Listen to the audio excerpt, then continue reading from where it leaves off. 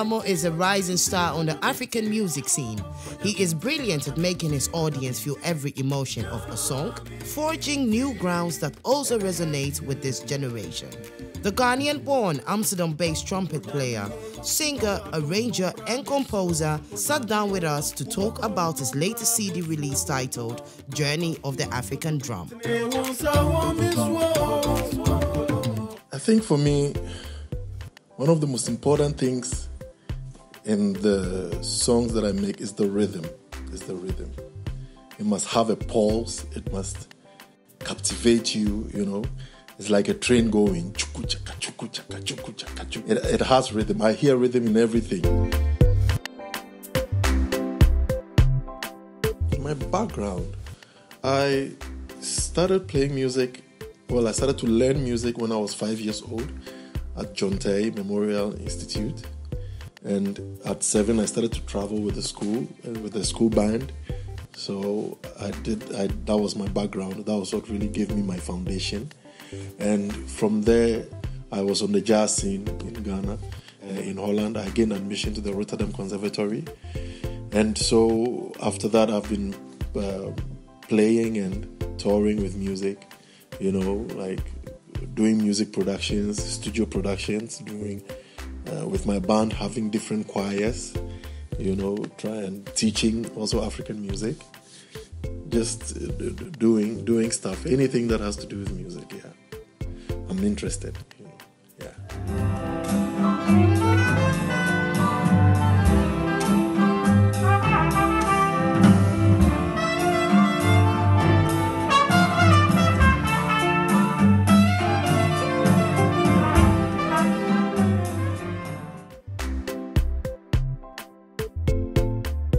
I guess it's always like a mental image.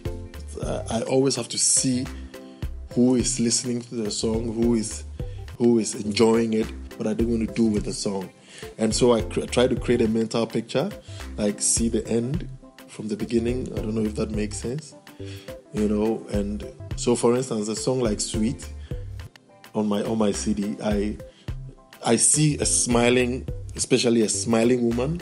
I made the song on that pulse. And then she's smiling because the words are so touching. And when we were at the stage where we were doing like listening tests, that was what I was going for, you know. And almost every lady that listened to the song was smiling.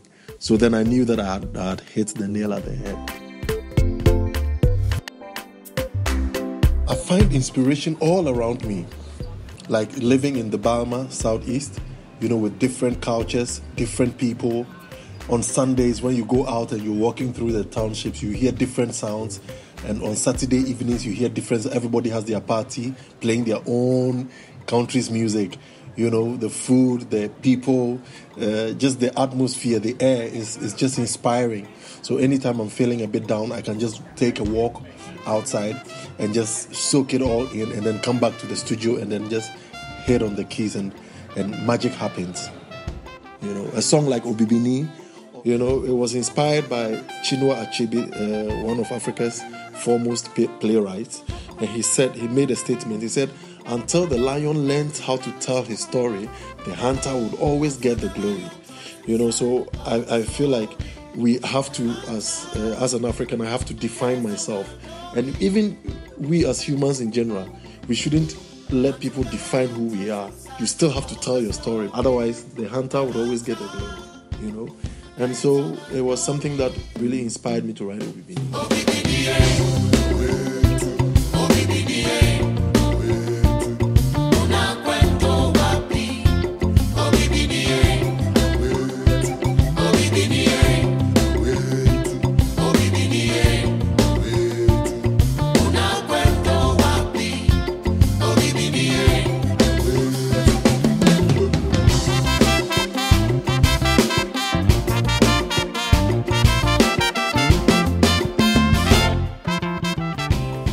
There's actually a very interesting story to the title. Some years back, I was in Suriname, in South America. There's a town called Mungu. It's a bauxite town. And we were having a performance there. And while the concert was going on, I saw an African-looking drum in the corner. And so in the middle of the song, I just went and I picked it and I brought it on stage and I started to play, and the place went wild, After the concert, everybody was like, wow, it was really nice. We enjoyed ourselves. And some people came to me, they were like, yeah, we knew we were from Ghana, but today you brought proof. I was like, They were like, yeah, you play the drum exactly the way it should be played. I was like, of course, we are one. And like the people then know that they are from Africa, and then we also know that those are our brothers. But it's kind of amazing to see how a drum can make it come alive, And so I decided that my next CD will be called The Journey of the African Drum, which is to showcase the influences of the African drum on all sorts of music. When you listen to the CD, you hear funk, swing, soul, jazz, everything is on it. It's just showing the influences that the African drum had on all sorts of music around the world. So that's like me paying homage to the African drum.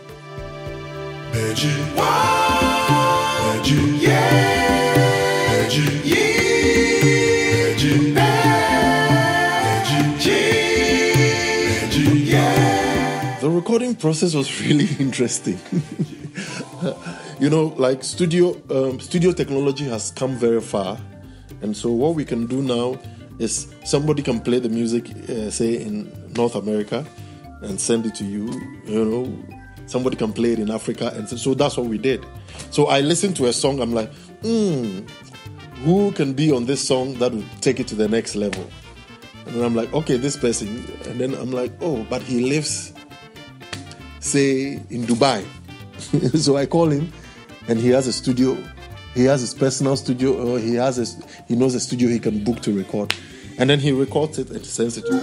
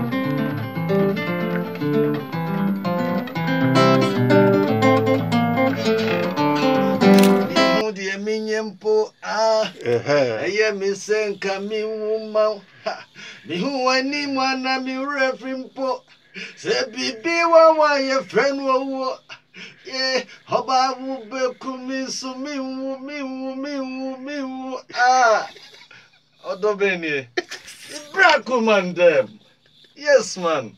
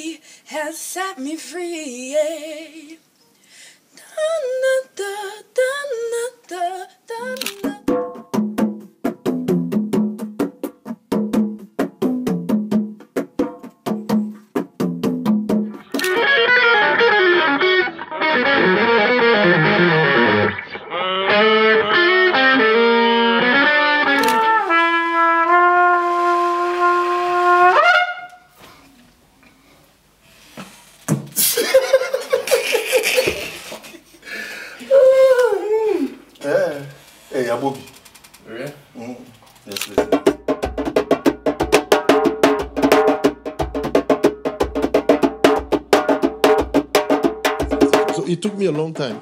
This kind of like my labor of love, This project took me 3 years. Very intensive. There was a time I had to cut off everything, going to speak at events, even playing and going out to play music. So people were calling me for gigs and I wasn't going. So I just was in the studio, just making the music, and it was good, but I wanted it to be on a genius level, not to sound like Kanye. But I really wanted to harness that geniusness that I think was in me, to bring the song to that level. So I cut out everything, and everybody was like, what's happening? Where are you? And I was like, I'm cool.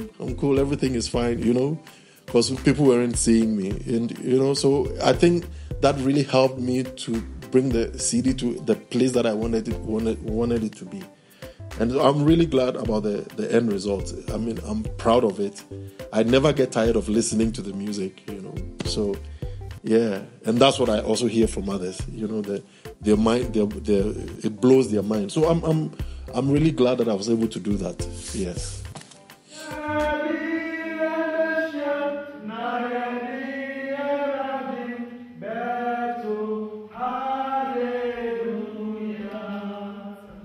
We'll sing it and then we'll sing it. Yeah. 1, 2, go.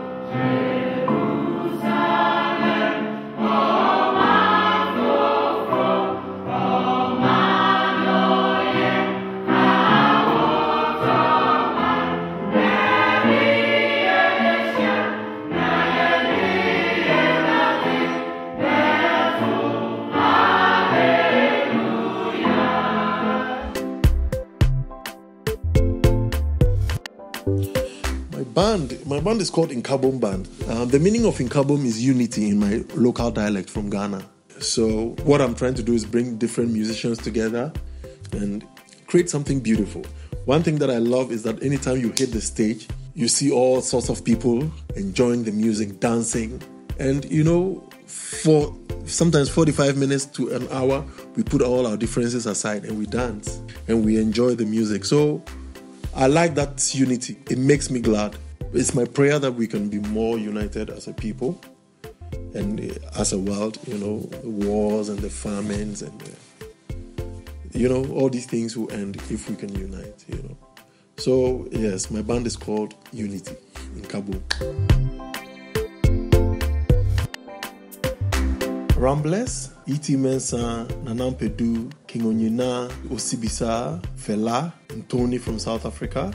Some great jazz trumpet players that I listen to: Miles Davis, Louis Armstrong, Lee Morgan, Dizzy, Freddie Hubbard, Wynton Marsalis, and also the godfather of African trumpet, Hugh Masekela. Yeah.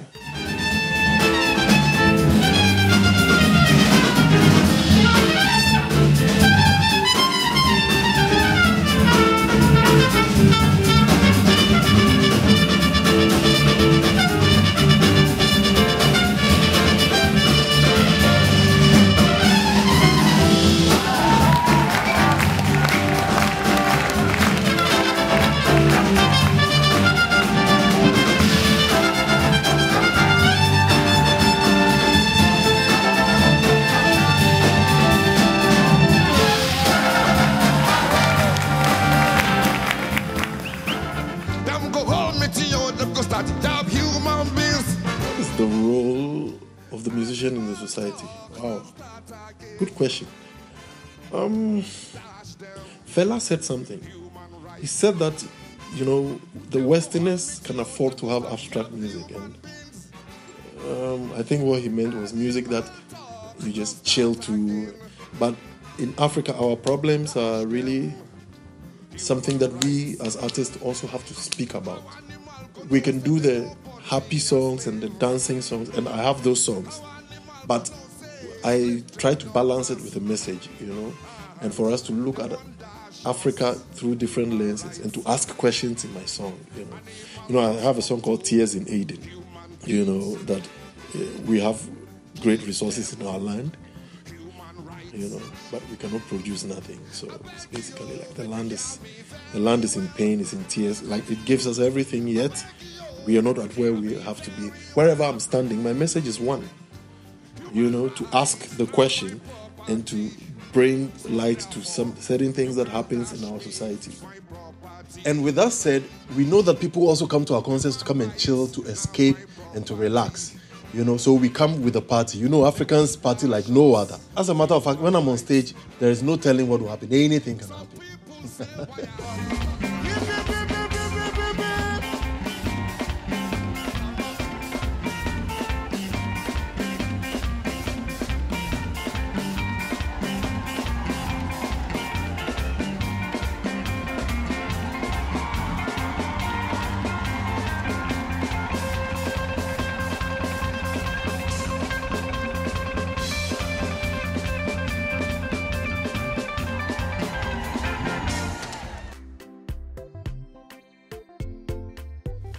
First off, I will say that I feel so blessed. Like, I have done things that I never dreamed of doing as somebody who is coming from Africa, and given the opportunity to be on stage. Just going on stage and playing is just enough for me already. It fulfills me. It gives me joy. When I'm on stage, it really does it for me. And so, yes, I feel blessed, doing that. Then the next step for me is really still doing what I do, spreading the love, spreading music, spreading West African music, that's high life music, and, playing and making people dance, making people think, making people enjoy life, just adding a little bit of value to people's lives through music. Thank you, Berima Amo. Thank you.